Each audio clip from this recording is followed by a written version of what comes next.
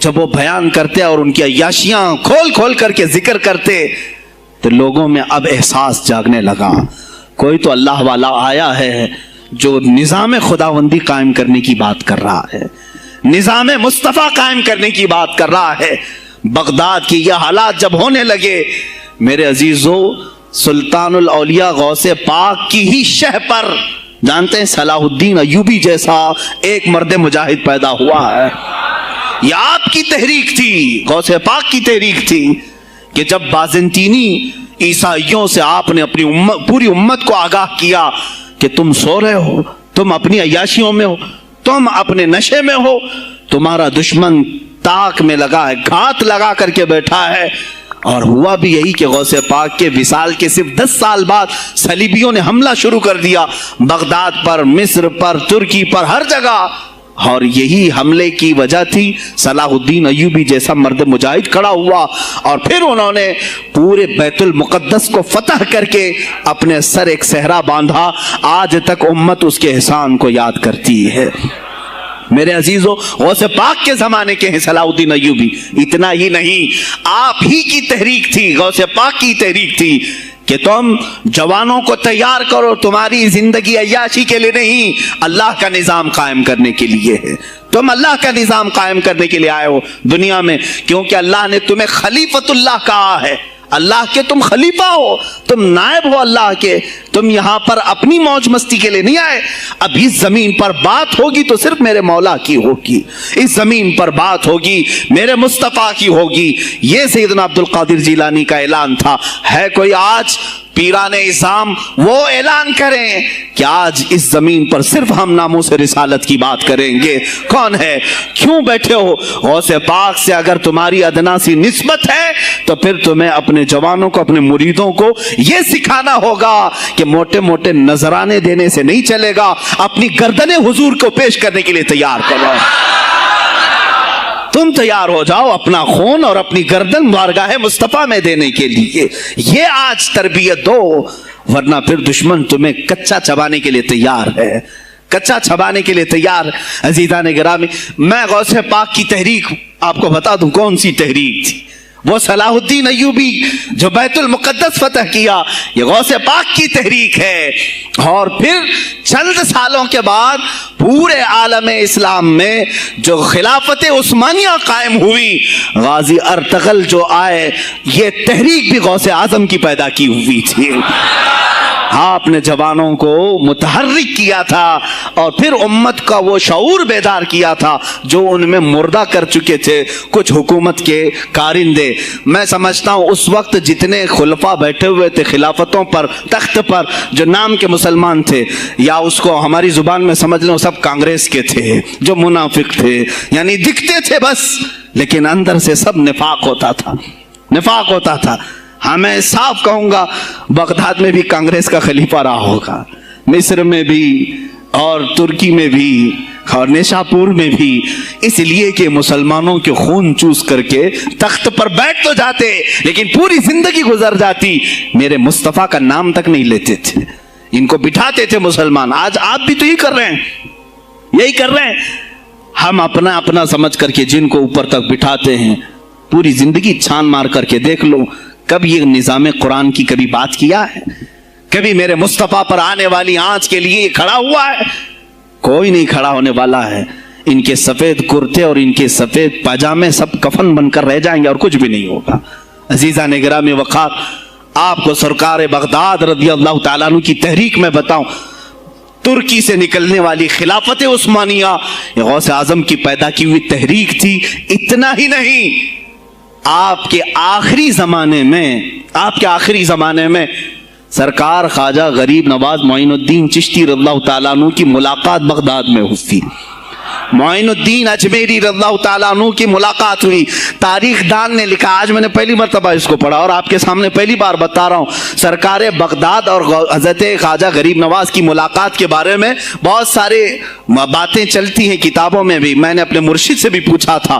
بہرحال ایک تاریخی ایک کتاب سے مجھے آج یہ بات ملی کہ سلطان الاولیاء غوث پاک نے حضرت خواجہ غریب نواز کو کیا وصیت کی تھی، کیا کہہ کر کے بھیجا تھا۔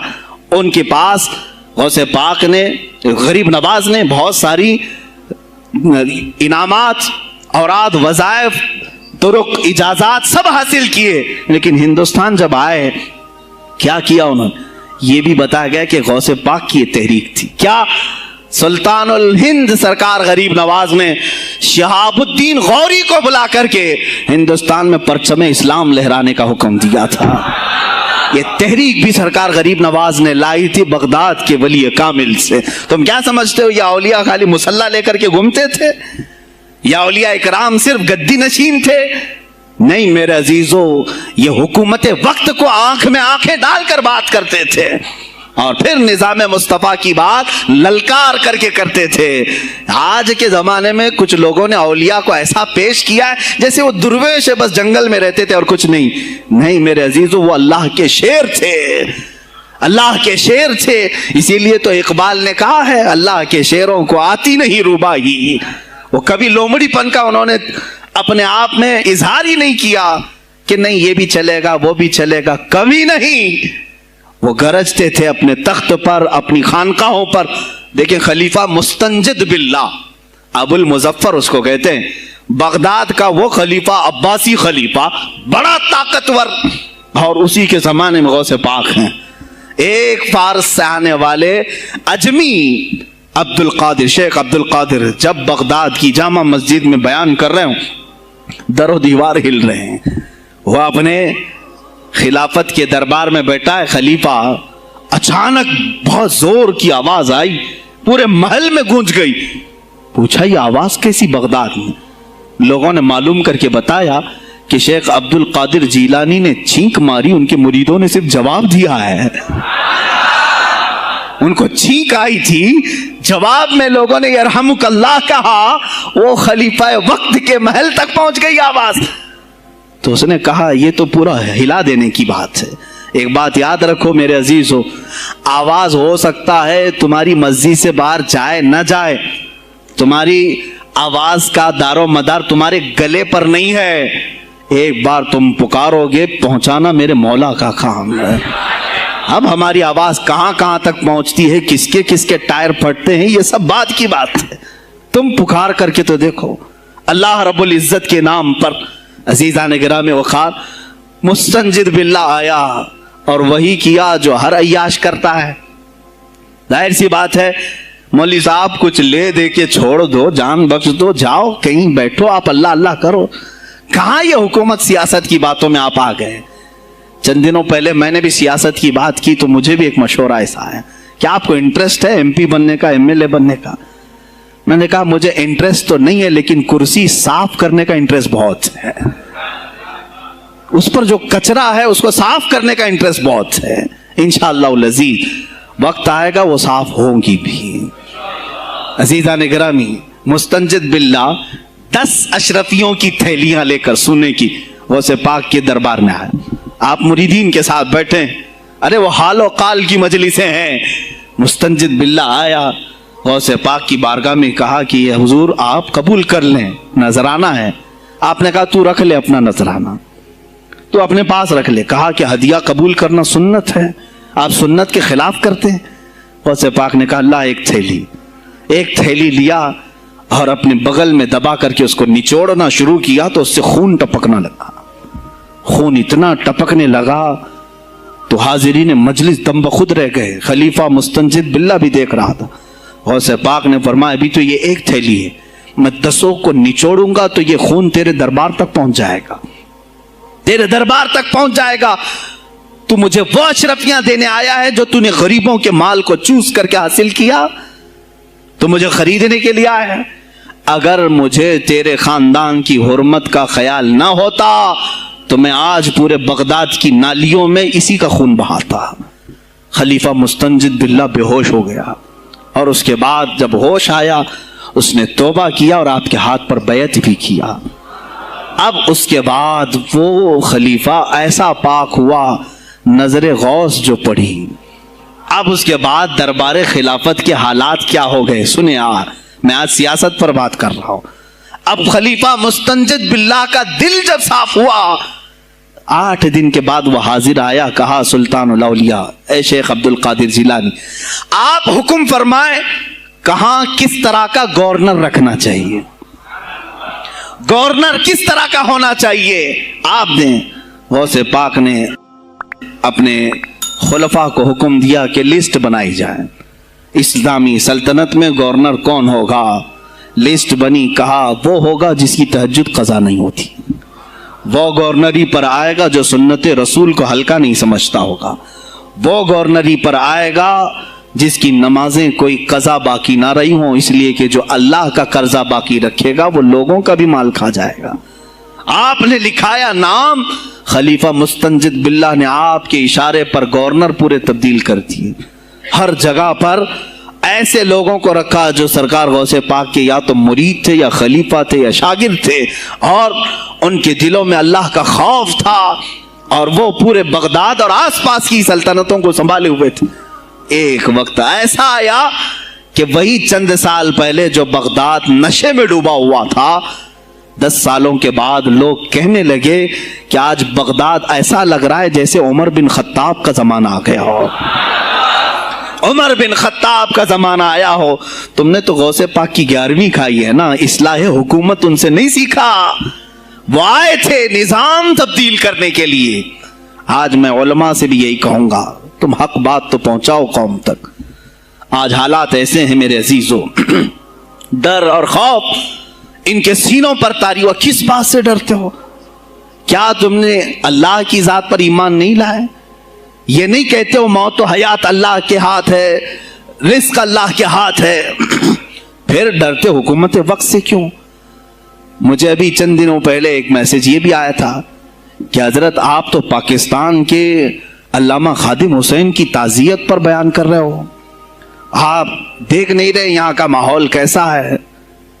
عزیزان گرامی، اس دن مجھے افسوس اس بات پر ہوا، سوال پر، ہائے افسوس، اس قدر تمہارے ضمیر مردہ ہو گئے، اس قدر تم بزدل ہو گئے، لاکھوں لوگوں کے دلوں میں شمع عشق مصطفیٰ جگانے والے پر تمہاری زبان بند ہے، تمہاری زبان بند ہے۔ میں نے صرف ایک جملہ کہا، کوئی فرق نہیں پڑتا، میں اس ملک میں رہ رہا ہوں جہاں کا پرائم منسٹر ایک سور خبیث فرانس کے صدر کے لیے ٹویٹ کر سکتا ہے، تو میں پڑوسی ملک کی کسی عاشق رسول کی تعزیت کیوں نہیں کر سکتا؟ کیوں نہیں تعزیت کر سکتا؟ اگر ہندوستان کی تخت پر بیٹھنے والے کو فرانس کے صدر سے کوئی دلی عشق ہے، محبت ہے، تم اس کی معشوقہ ہو یا محبوبہ ہو، مجھے فرق نہیں پڑتا، لیکن اتنا ضرور ہے عاشق رسول مشرق میں ہو، شمال میں ہو، جنوب میں ہو، مغرب میں ہو، جب اس کی روح جائے گی تو ہماری بھی روح تڑپے گی۔ ہماری ڈور بندھی ہوئی ہے مدینۃ الرسول سے، میرے آقا صلی اللہ علیہ وسلم کی جو بات کرے گا وہ پھر کسی بھی ملک کا باشندہ ہو۔ تم کہتے ہو تعزیت کے لیے، ارے میرے عزیز، اگر میں سامنے ہوتا تو اس کے قدموں کی خاک میں اپنے امامے پر رکھتا۔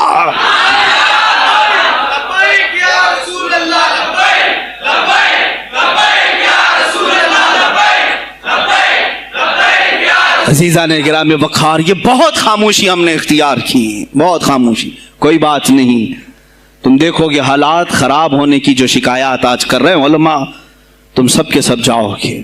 مجھے ابھی بچوں نے بتایا کوئی کانگریس کے لیڈر کا انتقال ہو گیا تو پیر صاحب تعزیت کے لیے باہر کھڑے ہو گئے، باہر آ گئے، ہم ان کی تعزیت کرتے ہیں۔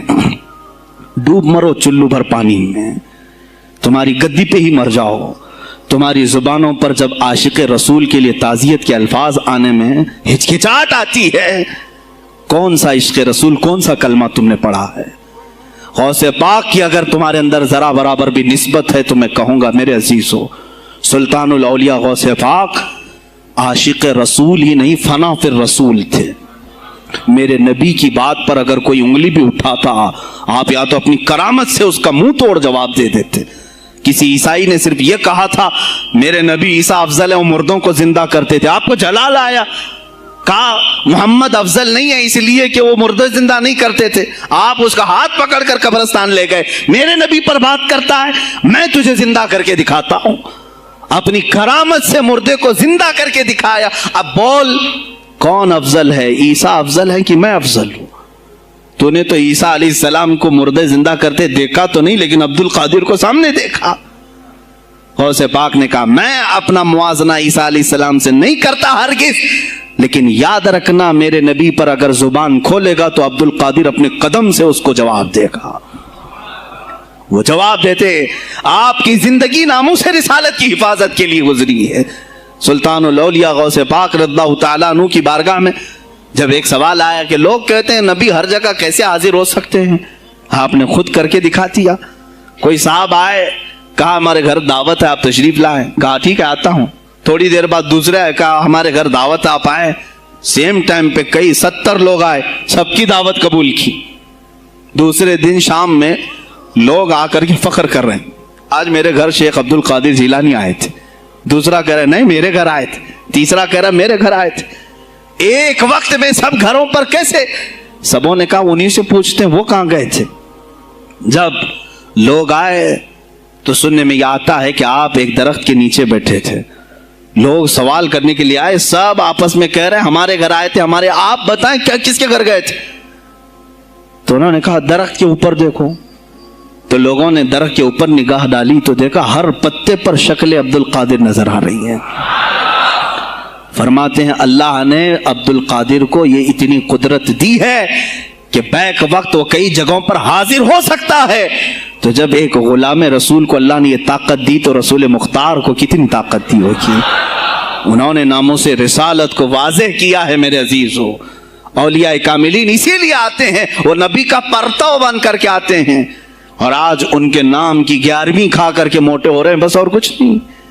اور لوگ یہ سمجھتے ہیں نفس کو موٹا کر کے تم اپنی زبانوں میں گھی لگا چکے ہو، بولو گے تو پکڑے جاؤ گے، بولو گے تو تمہارے اوپر کیس ہو جائے گا. ہو نہیں تو میرے عزیزو، آج تو حالات ایسے ہیں. میں رو پڑا کل جب مجھے یہ رپورٹ ملی کہ صرف ہندوستان کی سوشل میڈیا پر 25,000 پوسٹ میرے نبی کی شان میں گالیاں دی گئی ہیں. 25,000 لوگوں نے گستاخی کی. تم بھی تو رات بھر انٹرنیٹ چلاتے ہو، پورا کا پورا وقت اپنے موبائل میں صرف کرتے ہو. جانا ہے تمہیں بھی میرے آقا کی بارگاہ میں. یاد رکھنا حضور پاک صلی اللہ تعالی علیہ وسلم کے دربار میں جانے والے ہو اور تمہارا کوئی عذر قبول نہیں کیا جائے گا. حضرت سعد بن ربیع کی وہ بات مجھے یاد آتی ہے. جنگ احد میں حضور کی حفاظت کے لیے لڑتے لڑتے میدان میں ایسے آ گئے تھے کافروں کے کہ آپ کے گوشت کے ٹکڑے اڑ رہے تھے، جسم کے گوشت کے ٹکڑے اڑ رہے تھے. میرے آقا دیکھ رہے تھے. شام کا وقت ہوا، احد کا میدان، حوازیں، سناٹا، 70 لاشیں پڑی ہوئی تھی صحابہ کی. اللہ کے نبی نے پکارا میرے سعد کو ڈھونڈو، کہاں ہے سعد کہاں ہے؟ صحابہ کہتے ہیں ہم آواز دینے لگے سعد تم زندہ ہو، رسول تجھے بلا رہے ہیں. حضرت سعد بن ربیع 7 لاشوں کے نیچے دبے ہوئے تھے اور سانسیں بھی چل رہی تھی، سانسیں چل رہی تھی. صحابہ نے جب آواز دینا شروع کیا کہ رسول پاک یاد کر رہے ہیں، وہیں سے وہ حرکت کرنے لگے. اندر سے آواز دی اے جوانوں سعد زندہ ہے، میں یہاں لاشوں کے نیچے دبا ہوا ہوں. ہٹائی گئی لاشیں تو دیکھا ان کے جسم میں کچھ بچا ہی نہیں تھا، کچھ نہیں تھا، سب پھٹ چکا ہے. پیٹ کو تک چاک کیا گیا ہے، سانسیں باقی. سعد بن ربیع کہتے ہیں اے صحابہ شاید میں رسول اللہ تک نہیں پہنچ پاؤں گا. حضور اونچے ٹیلے پر بیٹھے ہوئے ہیں، شاید نہیں پہنچ پاؤں گا. میرا سلام میرے نبی تک پہنچا دینا، حضور تک پہنچا دینا. لیکن آنے والوں کو کیا کہا جانتے ہیں؟ میں اے جوانوں تم سب سے کہوں گا آج کے حالات. سعد ابن ابی ربیع کہتے ہیں اے صحابہ میں تو جا رہا ہوں، میری آخری سانسیں ہیں، لیکن اگر تمہاری آنکھیں چمکتی رہی، تمہارے جسموں میں جان باقی رہی، اور میرے نبی پر اگر کسی نے انگلی اٹھائی اور گالی دی، میں قیامت کے دن اسے نہیں چھوڑوں گا. اور یاد رکھنا اللہ کی بارگاہ میں تمہارا کوئی عذر قبول نہیں کیا جائے گا اگر تمہارے جیتے جی تمہارے نبی کی ذات پر کسی نے کیچڑ اچھالا. حضرت سعد ربیع اتنا کہہ کر کے انتقال ہو گئے، وہ حضور تک پہنچائے بھی نہیں جا سکے. اے میرے عزیزو، اے جوانوں، तुम क्या समझते हो कि तुम दुनिया से इसी तरह निकल जाओगे? कुरान में भी अल्लाह ने कहा अम हसिबतुम अन तदखुलुल जन्नत, तुम ये सोच करके बैठे हो कि हम जन्नत में चले जाएंगे। पीर साहब का दामन पकड़ लिया है, मुझे तो जाना ही है जन्नत में, पीर बख्शवा देंगे हमें। तुम बरस में एक मर्तबा 11वीं करके और फातिहा नियाज करके समझते हो इस्लाम का हक अदा कर दिया। यहां तुम्हारे नबी की अजमत पर रोज बरोज हमले हो रहे हैं। आज कुफ्र खुल करके आया है सामने, नहीं देखते आप? कुफ्र खुल करके सामने आया है तासुब के साथ। हर शहर में जाते हुए गुंडे ललकार रहे हैं इस्लाम के खिलाफ हमारे मुल्क में। अगर मैं खुल करके आया तो मेरा क्या जुर्म है इसमें? मेरा क्या कसूर है इसमें? क्या आप भी मैं ना बोलूं? हाँ, आज तुम्हारे पास ताकत है, पावर है, जो कुछ भी हसर और रसूख है, इससे ज्यादा क्या करोगे कि तुम मुझे जेल में बंद कर दोगे? मैं कल की तफसीर में भी यही कहा। एक मौलाना साहब ने कहा क्या आप इतना बोल रहे हैं, आप पर ऐसे एक्ट लगाए जाएंगे कि जिंदगी भर आपकी जमानत ही नहीं होगी। आप पर ऐसे कानून लगाए जाएंगे कि आपकी जिंदगी भर जमानत ही नहीं होगी। मेरा दिल ये कहता है ऐ लोगों, इस तरह जी कर फायदा भी क्या? ऐसी आजादी किस काम की जिसमें रोज उठते साथ मेरे नबी की शान में गुस्ताखियां हम सुन रहे हो और हुजूर को कोसा जा रहा हो, हम खाते पीते घूम रहे हो। इससे बेहतर है कि जेल की कोठरी में हम जिंदगी गुजार लें, कल बारगाह मुस्तफा में उठने वाला चेहरा तो रहे हमारे पास। अगर अल्लाह के नबी सल्लल्लाहु अलैहि वसल्लम ने सवाल कर लिया पकड़ करके कि तेरे जिंदगी में, तेरी जवानी में मुझ पर तो लोग रंगीला रसूल कह रहे थे, तू क्या कह रहा था? तू क्या कह रहा था उस जमाने? तुम क्या कहोगे? ऐ अल्लाह के नबी, मैं मजदूर था, मैं कुछ नहीं कर सकता था, मैं गरीब था, काम काज करता था, मैं कुछ नहीं कर सकता था। याद रखो उस वक्त मेरे आका तुम्हारे सामने बिलाल हबशी को लाकर खड़ा कर देंगे। ये क्या था बिलाल? ये तो गुलाम था, इसकी पीठ पर सिल रख करके पीठ गला दी जाती, तब भी अपनी जुबान पर मेरा नाम लेना नहीं छोड़ता था। तुम कौन सी मजदूरी की शिकायत ले जाओगे? बहाना करोगे अल्लाह की बारगाह, रसूल की बारगाह में बहाना करोगे? ऐ गिरोहे उलमा, तुमको अल्लाह ने मिंबर दिए हैं खिताबत के लिए, अल्लाह ने अपने रसूल का मिंबर तुम्हें दिया है, इसलिए नहीं कि तुम हुकूमत की खुशामदी करो, तुम अपने वक्त के तागूती कुव्वतों की खुशामदी करो, इसलिए नहीं, बल्कि आज तुमसे कौम मुसाफा करके हाथ चूमती है सिर्फ इसलिए कि तुम्हारी जुबान पर नामे मुस्तफा है। आज उलमा की जो इज्जत है सिर्फ इसलिए, तुम्हारी पकड़ियां, तुम्हारे जुब्बे देख करके कौम इज्जत नहीं करती, सिर्फ इसलिए इनके दिलों में तुम मचलते हो कि तुम मुस्तफा करीम की बातें करते हो। उलमा को जानना चाहिए कि तुम्हारी इज्जत नबी से वाबस्ता है। आबरूए माज़ा नामे मुस्तफा अस्त, हमारी आबरू, इकबाल ने कहा था, हमारी आबरू नामे मुस्तफा से वाबस्ता है। अगर उसी नाम को किसी ने छेड़ा तो फिर हमारा जी कर मतलब क्या है? हम किस काम के? मैं एक मिसाल से समझाता हूं। मस्जिद है, दीवार के पेंट को अगर किसी ने खुरच लिया तो हो सकता है माफ कर दें, हम उसको छोड़ दें। किसी ने लकीर निकाल दी दीवार पर, हम छोड़ दें उसको। लेकिन मियां वो हमारे सामने आकर पिल्लर हिलाने लग गया और मस्जिद का ये पिल्लर तोड़ने लग गया, खामोश बैठोगे?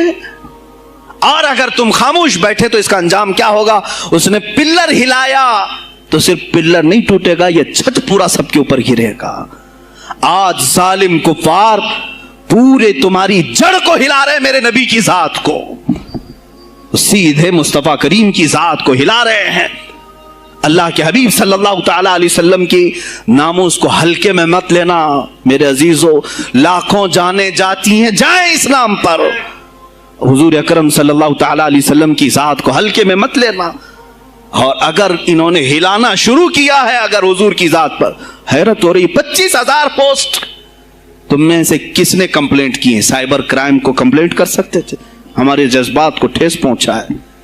हम आजाद मुल्क में रह रहे हैं, मेरे नबी से छेड़छाड़ क्यों हो रही है? किसी ने आवाज उठाई? कुछ हैं इल्ला माशाअल्लाह, कुछ उलमा, कुछ वकला इसके पीछे लगे हुए हैं। लेकिन मेरे अजीजों, हर मुसलमान का यह ख्याल है तुम्हारी निस्बत रसूल पाक से है। अब इन्होंने हिलाना शुरू किया तो इंतजार करो, जिस दिन ये छत गिरेगी अजाब बनकर सब पीछे जाएंगे, सब उसमें गिरफ्तार होंगे। इंशाअल्लाहुल अजीज हम मुहिम छेड़ेंगे, हम मुहिम छेड़ेंगे इस बात की। अगर आज तुम कसरत में हो तो इसका क्या मतलब, जो चाहे तुम कर लोगे। हम इतने गए गुजरे तो नहीं हैं कि हमारे नबी के ऊपर भी तुम चले जाओ। हाँ, हमें रौंद दिया, हमें मार दिया, हमें कत्ल कर दिया, सब बर्दाश्त कर लिया, लेकिन अब इससे आगे नहीं बर्दाश्त करेंगे इंशाअल्लाह अज़ीज़। मैं आवाज़ देता हूँ इसी मिंबर से, ए गिरोह उलमा, ए जमात सूफिया, ए खानकाह के गद्दी नशीनों, बाहर आओ। आओ हुकूमत वक्त से एक मुतालबा ये करो, ए हुकूमत वक्त के तख्त पर बैठने वालों, हमारे हिंद में पार्लियामेंट में भी ऐसा कानून पास करो कि कोई मेरे नबी की जात पर भौंके तो उसे मौत की सजा हो जाए। हम ये चाहते हैं। अगर इस कानून को तुम्हें लाने में कुछ जिंदगियों की जरूरत है तो ये फकीर हाजिर है और मेरे साथ भी कुछ तुम्हारे लिए हाजिर होंगे। ले लो हमारी जाने और एक कानून ऐसा बना दो ताकि कयामत तक फिर यहां पर कोई ना भौंके मेरे नबी की जात पर। तुम कानून सिर्फ मेरे नबी के लिए नहीं, तुम अपने देवी देवताओं के लिए बनाओ, शांति से रहो। हमने कभी तुम्हारे खिलाफ भौंका नहीं है, हमने कभी देवी देवताओं को छेड़ा नहीं है, इसलिए कि इस्लाम इसकी इजाजत नहीं देता। हम गाली नहीं देते, हम इस्लाम की हक्कानियत से बयान करते हैं, लेकिन खामोश रहने की यह सजा हमें दी जा रही है कि हमें गालियां देते देते ये अब हमारे नबी तक पहुंच गए, हमारी माँ आयशा सिद्दीका तक पहुंच गए और हमारे तमाम अकाबिरीन असलाफ तक पहुंच गए। और 25 करोड़ की तादाद में खामोशी ये अच्छी नहीं है मेरे अजीजों, अच्छी नहीं है। आज अफसोस इसी बात का है जिनको अल्लाह ताला ने अपने नबी की नियाबत अता की है, वो नायब रसूल है या किसी खानका के गद्दे नशीन हैं। तुम ये मत समझ लेना कि तुम्हारे आबा व अजदाद कमाल के थे, बुजुर्गान दीन थे, तुम छूटे जाओगे। नहीं, सवाल तो होगा, तुम्हें सवाल होगा, मुझसे भी होगा। मैं ये नहीं कह रहा हूं कि मैं कोई अलग हूं, सवाल होगा। आओ सर जोड़ करके हम इस सिलसिले में कोशिश करें। गौसे पाक रज़ी अल्लाह ताला अन्हु का यही मैसेज था। हिंदुस्तान में शिहाबुद्दीन गौरी ने जो परचम इस्लाम लहराया, वह आज तक उसकी देन है कि मुसलमान जिंदा हैं। यहाँ मुसलमान बाकी, पूरी दुनिया में निजाम को सही करने के लिए आवाज उठाना, यह भी औलिया कामिलीन की बात है, उनकी सिफात है। सिर्फ अपनी खानका में अल्लाह अल्लाह और जिक्र कराना ही उनका काम नहीं था, वो दिलों को तो धुलते ही थे, लेकिन जो निजाम संभाल रहा होता उसकी बागडोर को भी धुलते थे, उसकी भी सफाई करते थे। तो अल्लाह का डर रखने वाला कुर्सियों पर आए, जो किसी का खून चूसने वाला ना आए। अजीजा निगरामी वक़ार, अपने सियासी शऊर को भी बेदार करो, सियासत को समझो। तुम कब तक इस्तेमाल होते रहोगे? अब इसमें उलमा को भी आना चाहिए कि इनके सियासी शऊर को बेदार करे। तुम्हारे साथ आज जो खेल खेला जा रहा है, तुम हर एक की जय विजय करते हुए हर पार्टी के पीछे जाते हो। तुमने आज तक अपना कायद नहीं ढूंढा, अपना कायद नहीं ढूंढा। और उनको देखो, वो कहते हैं कि अगर पेट्रोल 200 लीटर भी हो जाए तो हमारे कायद तो यही है, इसलिए कि हमारा हम मजहब है, वो हमारे मजहब की बात करता है। तुम्हारा कौन है मेरे अजीज? तुम किसी पर मुत्तफिक नहीं होते, और जो तुम्हारे लीडर हैं वो किसी और के पल्लू में छुपे हुए हैं, हाँ, किसी और की गोद में बैठे हुए हैं। जा जा करके ये सारे मुसलमानों को किसी और के यहाँ बेच करके आते हैं। ये सियासी शऊर बेदार करो। मुझे मालूम है मेरी ये बातों का सबसे ज्यादा एक्शन कौन लेगा, मुझे मालूम है। सबसे ज्यादा किसको खलबली मचेगी वो भी मुझे मालूम है। इसलिए कि मैं उन सेकुलर पार्टियों के बारे में बोल रहा हूं जो चेहरा सेकुलर बता करके हम आप सबके वोट लेकर के चले जाते हैं, और फिर मुझे बताओ जिनको तुम अपना मसीहा समझ करके उनके पीछे जय जय करते घूमते रहते हो, तुम्हारे मजहब पर आज क्या हमले नहीं हुए हैं? क्या नहीं हुए? कश्मीर आज तक जल रहा है। कहां ये कांग्रेस? क्यों नहीं बात करती है जो पूरे मुसलमानों की मसीहा है? कहां है वो समाजवादी, वो बीएसपी, फलां फलां फलां जो पार्टियां जिनमें सब मुसलमान जाते हैं? क्या इनको इतना भी शऊर नहीं कि वो पार्लियामेंट में इसके खिलाफ बात करें, कहें कि ये मुसलमानों के साथ जुल्म हो रहा है, हम इनके वोट लेते हैं? नहीं बात करेंगे। ये सिर्फ और सिर्फ तुम्हें इस्तेमाल करते हैं, और इन्हें मालूम भी है हमने इन सबको खरीदा है। इनके लीडरों के मुंह में अपनी जुबान रखी हुई, ये कोई बोलेगा नहीं, इन्हें मालूम है। तुम्हें ये अंदाजा नहीं मेरे अजीजों, آج میں بولوں تو لوگوں کو تکلیف ہوگی. کشمیر کے ایسے حالات ہیں, رو رہے ہیں وہاں پر. ایک مولانا ہیں, مسجد کے امام ہیں, انہوں نے کہا, باضابطہ حلفیہ کہا نوجوان میرے پاس نماز کے لیے آتا تھا, اس نے یہ کہا کہ حضرت کیا سوسائڈ کرنے کی اجازت ہے؟ کہا کیوں؟